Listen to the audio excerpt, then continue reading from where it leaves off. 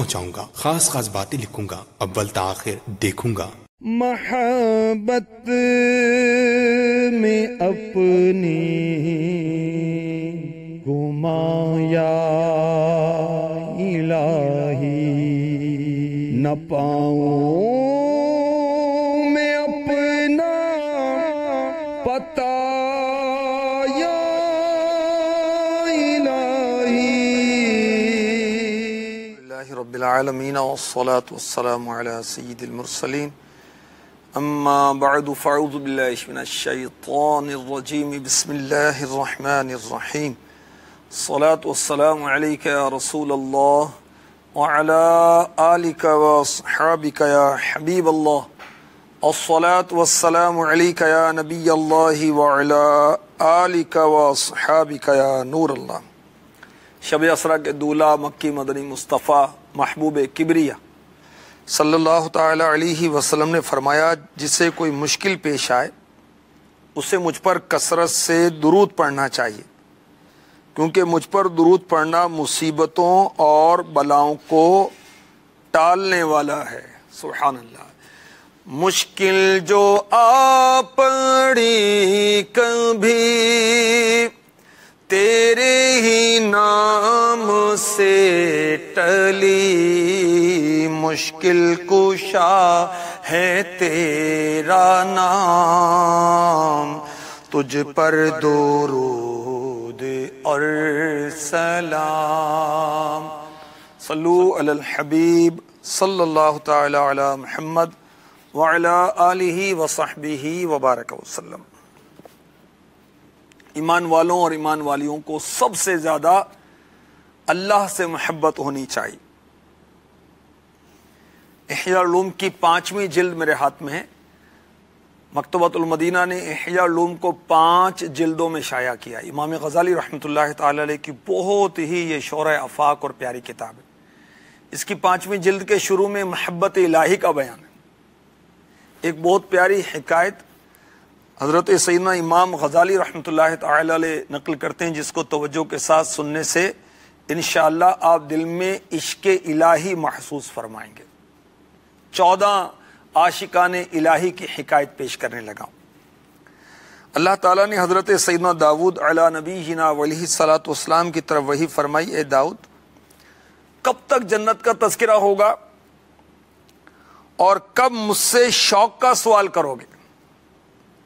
عرض کی، یا رب تیرے مشتاق کون ہیں؟ جہنم کے ڈر سے آدمی اللہ کی عبادت کرے، یہ بھی ٹھیک ہے۔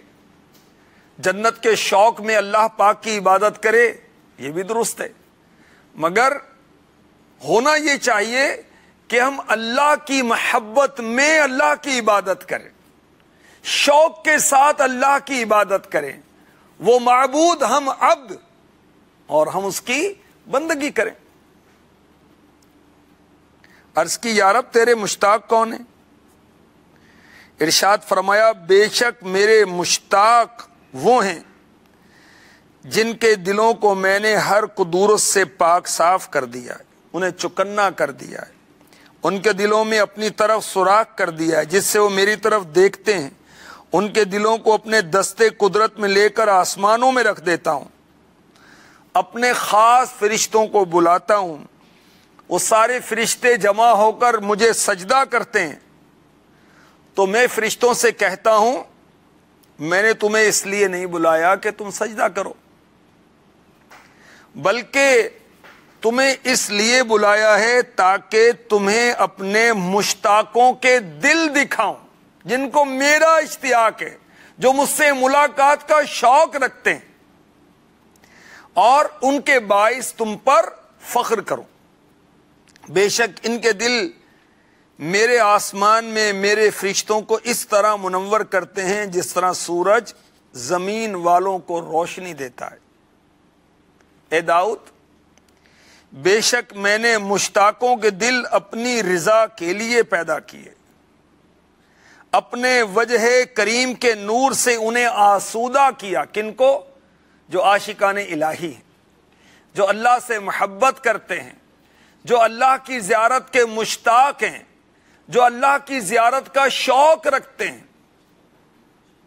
انہیں اپنی ذات کے لیے گفتگو کرنے والا بنایا، ان کے بدنوں کو زمین میں اپنی نظر رحمت کا محل بنایا، ان کے دلوں میں ایک راستہ رکھا جس سے وہ میری طرف دیکھتے ہیں، ہر روز ان کے شوق میں اضافہ ہوتا ہے۔ حضرت سیدنا داؤد علی نبی جنا علیہ الصلاۃ والسلام نے عرض کی، یا اللہ مجھے اپنے عاشق دکھا کہ تیرے عاشق کیسے ہوتے ہیں۔ ارشاد ہوا، اے داؤد لبنان پہاڑ پر جاؤ، وہاں 14 افراد 14 پرسنس جن میں جوان بھی ہیں، بوڑھے بھی ہیں، ادھیڑ عمر کے بھی ہیں، جب تم ان کے پاس جاؤ تو ان سے کہنا تمہارا رب عز و جل تمہیں سلام فرماتا ہے۔ کیا بات ہے عاشقان الہی کی کہ اللہ پاک ان کو سلام فرماتا ہے اور فرماتا ہے تم اپنی کسی حاجت کا مجھ سے سوال کیوں نہیں کرتے؟ تم میرے محبوب برگزیدہ اور دوست ہو، تمہارے خوش ہونے سے میں خوش ہوتا ہوں اور تمہاری محبت کی طرف جلدی کرتا ہوں۔ سبحان اللہ۔ حضرت سیدنا داؤد علی نبی جنا علیہ الصلاۃ والسلام اللہ پاک کے نبی، جو کہ حضرت سلیمان علیہ السلام کے والد ہیں اور بادشاہ بھی تھے، آپ نبی بھی تھے۔ حضرت سلیمان علیہ السلام کی سلطنت تو ساری روئے زمین پر تھی اور ان کو اللہ تعالیٰ نے نبوت بھی عطا فرمائی۔ حضرت یوسف علی نبی جنا علیہ الصلاۃ والسلام کو بھی اللہ پاک نے بادشاہت اور نبوت دونوں چیزیں عطا فرمائیں۔ تو حضرت داؤد علیہ السلام اللہ پاک کے جو عاشق تھے ان کے پاس تشریف لے گئے۔ کیا دیکھتے ہیں کہ یہ 14 عاشقان الہی ایک چشمے کے پاس زمین سے جو پانی پھوٹتا ہے اس کو چشمہ کہتے ہیں، اللہ کی عظمت میں غور و فکر کر رہے ہیں۔ جب انہوں نے حضرت داؤد علیہ السلام کو دیکھا تو آپ سے الگ ہونے کے لیے اٹھ کر کھڑے ہو گئے۔ حضرت سیدنا داؤد علی نبی جنا علیہ الصلاۃ والسلام سے فرمایا، آپ نے فرمایا میں تمہاری طرف اللہ پاک کا رسول ہوں اور تمہارے پاس اللہ پاک کا پیغام پہنچانے آیا ہوں۔ اب وہ عاشقان الہی حضرت داؤد علیہ السلام کی طرف متوجہ ہوئے اور کان آپ کی طرف لگا دیں، نگاہیں جھکا دیں۔ حضرت سیدنا داؤد علی نبی جنا علیہ الصلاۃ والسلام نے فرمایا میں تمہاری طرف اللہ کا رسول ہوں۔ وہ تمہیں سلام کہتے ہوئے ارشاد فرماتا ہے تم مجھ سے کسی حاجت کا سوال کیوں نہیں کرتے؟ کیوں مجھے نہیں پکارتے کہ تمہاری آواز سنوں، تمہارا کلام سنوں؟ تم میرے محبوب برگزیدہ اور دوست ہو، تمہارے خوش ہونے سے میں خوش ہوتا ہوں، تمہاری محبت کی طرف جلدی کرتا ہوں اور ہر وقت ایک شفیق اور مہرباں ماں کی طرح تم پر نظر رکھتا ہوں۔ یہ پیغام الہی سنا تو عاشقان الہی رونے لگے۔ ان میں سے جو عمر میں سب سے بڑے تھے انہوں نے اللہ کی بارگاہ میں عرض کی، اے اللہ پاک تو پاک ہے، ہم تیرے بندے ہیں اور تیرے بندوں کی اولاد ہیں۔ ہماری پچھلی زندگی جس میں ہمارے دل تیری یاد سے غافل رہے ہمیں معاف فرما دے۔ دوسرا عاشق الہی یوں کہنے لگا، اے اللہ تو پاک ہے، ہم تیرے بندے تیرے بندوں کی اولاد ہیں، ہمارے اور تیرے درمیان جو معاملہ ہے اس میں ہم پر حسن نظر کے ساتھ احسان فرما۔ تیسرے عاشق الہی یوں عرض کرنے لگے، اے اللہ تو پاک ہے، ہم تیرے بندے تیرے بندوں کی اولاد ہیں، ہم کیا دعا پر جرت کریں؟ تو جانتا ہے ہمیں اپنے کسی کام کی حاجت نہیں، بس ہم پر یہ احسان فرما کہ ہمیں ہمیشہ اپنے راستے پر ثابت قدم رکھ۔ چوتھے عاشق الہی نے عرض کی، الہی تیری رضا طلب کرنے میں ہم عاجز و کمزور ہیں، تو اپنے جود و کرم سے اس پر ہماری مدد فرما. یاد رکھیے اللہ کی رضا جو ہے یہ جنت سے بڑھ کر, ارشاد ہوا وَرِضْوَانٌ مِّنَ اللَّهِ اکبر, اور اللہ کی رضا سب سے بڑھ کر. تو اس عاشق الہی نے کیا کہا, یا اللہ ہم تیری رضا طلب کرنے میں عاجز ہیں, کمزور ہیں, تو اپنے جود و کرم سے ہماری مدد فرما. پانچویں نے کہا الہی تو نے ہمیں ایک نطفے سے پیدا کیا, اپنی عظمت میں غور و فکر کرنے کے سبب ہم پر احسان فرما.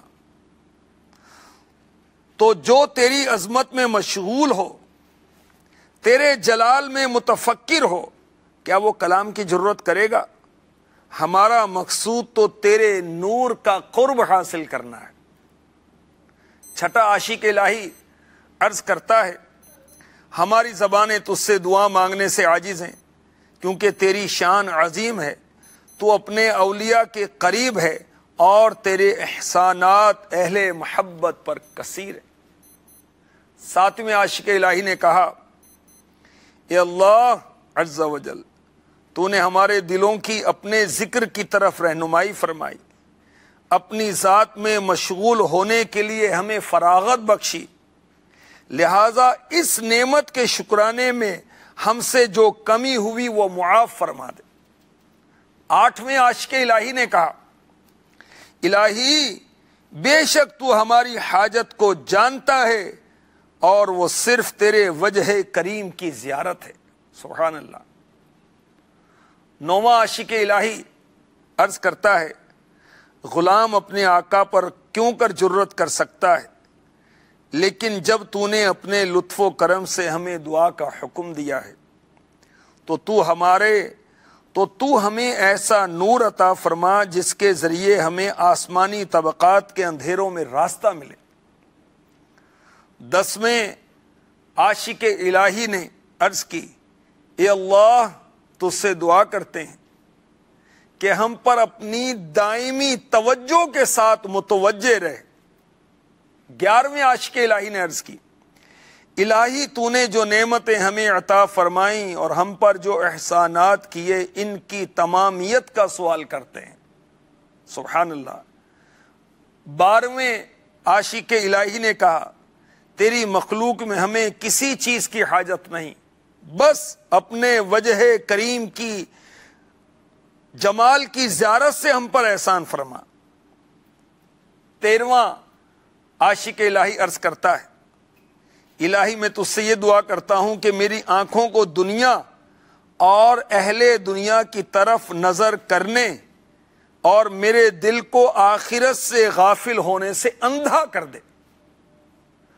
14واں عاشق الہی عرض کرتا ہے اے بابرکت اور بلند و بالا ذات, میں جانتا ہوں بے شک تو اپنے اولیاء سے محبت کرتا ہے, بس ہم پر یہ احسان فرما کہ ہمارے دل سب کو چھوڑ کر صرف تیری ذات میں مشغول رہیں. کاش محبت میں اپنی گمایا الہی, نہ پاؤں میں اپنا پتا یا الہی,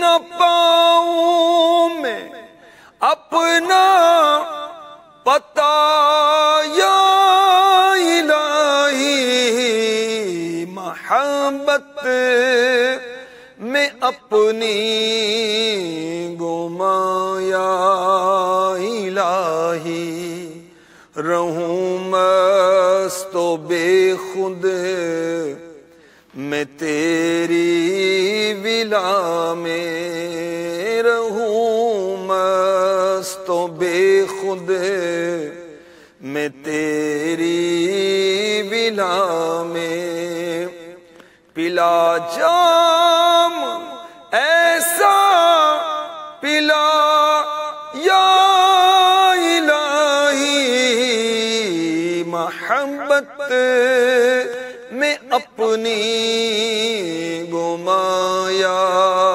الہی. آمین. اللہ تبارک و تعالی ان عاشقان الہی کے صدقے میں ہمیں اپنی محبت اور اپنا عشق عطا فرما دے اور ہمارے دلوں کو اپنی یاد سے معمور فرما دے. ان عاشقان الہی کے صدقے میں کاش ہمیں صراط مستقیم پر ثابت قدمی نصیب ہو جائے. کاش ان عاشقان الہی کے صدقے میں ہم اللہ تبارک و تعالی کی عظمت میں غور و فکر کرنے میں مشغول ہو جائیں. ان عاشقان الہی کے صدقے میں کاش ہم اللہ تبارک و تعالی کی نعمتوں پر شکر ادا کرنے والے بن جائیں. اللہ تبارک و تعالی نے جو نعمتیں ہمیں عطا فرمائی ہیں، جو ہم پر احسانات کیے ہیں، اس پر ہم شکر ادا کریں اور ہمیں اور بھی نعمتیں عطا ہو جائیں. کاش ان عاشقان الہی کے صدقے میں دنیا کی محبت سے ہمارا دل اچاٹ ہو جائے. رنگین یہ جہاں سے دل ٹوٹ جائے میرا، کاش رنگین یہ جہاں سے دل ٹوٹ جائے میرا، یا رب ہمیں بنا دے تو عاشق مدینہ. اللہ تبارک و تعالیٰ نے حضرت سیدنا داؤد علی نبینا علیہ الصلاۃ والسلام کی طرف وحی فرمائی، ان سے فرما دو کہ میں نے تمہاری باتیں سنی اور جو تمہیں پسند ہے اسے قبول کیا. تم میں سے ہر ایک اپنے رفیق سے جدا ہو جائے، زمین میں تہ خانہ بنا لے. میں اپنے اور تمہارے درمیان سے حجاب اٹھانے والا ہوں تاکہ تم میرا نور اور جلال دیکھ سکو. حضرت داؤد علی نبی جینا علیہ الصلاۃ والسلام نے عرض کی، مولا یہ لوگ اس مقام تک کیسے پہنچے؟ ارشاد فرمایا، میرے بارے میں حسن ظن رکھنے کی وجہ سے، دنیا اور دنیا والوں سے الگ رہنے کی وجہ سے، میرے لیے تنہائی اختیار کرنے کی وجہ سے، مجھ سے مناجات و دعا کرنے کی وجہ سے. اور یہ وہ مقام ہے جس کو وہ شخص پا سکتا ہے جو دنیا اور دنیا والوں کو چھوڑ دے، کسی دنیاوی چیز کی یاد میں مشغول نہ ہو، اپنے دل کو میرے لیے خالی رکھے، میری تمام مخلوق پر مجھے اختیار کرے. سبحان اللہ. اس وقت میں اس پر لطف و کرم کرتا ہوں، اس کے نفس کو فارغ کر کے اپنے اور اس کے درمیان سے حجاب اٹھا دیتا ہوں تاکہ وہ مجھ کو اس طرح دیکھے جس طرح کوئی شخص اپنی آنکھ سے کسی چیز کو دیکھتا ہے، اور میں ہر گھڑی اس کو اپنی بزرگیاں دکھاتا رہوں، اسے اپنے وجہ کریم کے نور سے قریب کرتا رہوں. اگر بیمار پڑ جائے تو میں اس کی اس طرح تیمارداری کرتا ہوں جس طرح ایک شفیق ماں اپنے بیٹے کی تیمارداری کرتی ہے. اگر وہ پیاسا ہو تو اس کو سیراب کرتا ہوں اور اس کو اپنے ذکر کا مزہ اور مٹھاس چکھاتا ہوں. اے داؤد، اس کے بعد اس کے نفس کو دنیا اور دنیا والوں سے اندھا کر دیتا ہوں. دنیا کو اس کی نظروں میں محبوب اور پسندیدہ نہیں بناتا. وہ میری ذات میں مشغول ہونے سے کوتاہی نہیں کرتا، میرے پاس جلدی آنا چاہتا ہے، لیکن میں اس کو موت دینا پسند نہیں کرتا، کیونکہ مخلوق میں وہ میری نظر کا محل ہوتا ہے. وہ میرے سوا کسی کو نہیں دیکھتا اور میں اس کے سوا کسی پر نظر رحمت نہیں فرماتا. اے داؤد، جب میں دیکھتا ہوں کہ اس کا نفس گم ہو گیا، جسم لاغر ہو گیا، اعضاء ٹوٹ کر چورا چورا ہو گئے، میرا ذکر سنتا ہے تو اس کا دل اپنی جگہ چھوڑ دیتا ہے، تو میں اپنے تمام فرشتوں اور آسمان والوں پر اس کے باعث فخر کرتا ہوں اور اس کے خوف اور عبادت میں اضافہ ہو جاتا ہے. مجھے اپنی عزت و جلال کی قسم، میں اسے جنت الفردوس میں جگہ عطا فرماؤں گا اور اپنے دیدار سے اس کا دل ٹھنڈا کروں گا حتیٰ کہ وہ راضی ہو جائے. اللہ پاک ہمیں اپنی رضا عطا فرما دے. آمین بجاہ النبی الامین صلی اللہ تعالی علیہ وسلم۔ محبت میں اپنی گمایا الہی، نہ پاؤں میں اپنا پتہ یا الہی۔ آئیے سلسلہ دارالفتاء اہل سنت دیکھیے، مگر ٹھہریے، پہلے اچھی اچھی نیتیں فرما لیجئے تاکہ ثواب بھی ملے۔ فرمان مصطفیٰ صلی اللہ تعالی علیہ وآلہ وسلم، نیت المؤمن خیر من عملی، مومن کی نیت اس کے عمل سے بہتر ہے اللہ عز و جل کی رضا پانے اور ثواب کمانے کی غرض سے۔ سلسلہ دیکھنے سے پہلے اچھی اچھی نیتیں فرما لیجئے۔ اللہ عز و جل کی رضا کے خاطر علم دین حاصل کروں گا، سیکھ کر دوسروں تک نیکی کی دعوت پہنچاؤں گا، خاص خاص باتیں لکھوں گا، اول تا آخر دیکھوں گا۔ گزارے کیسے زندگی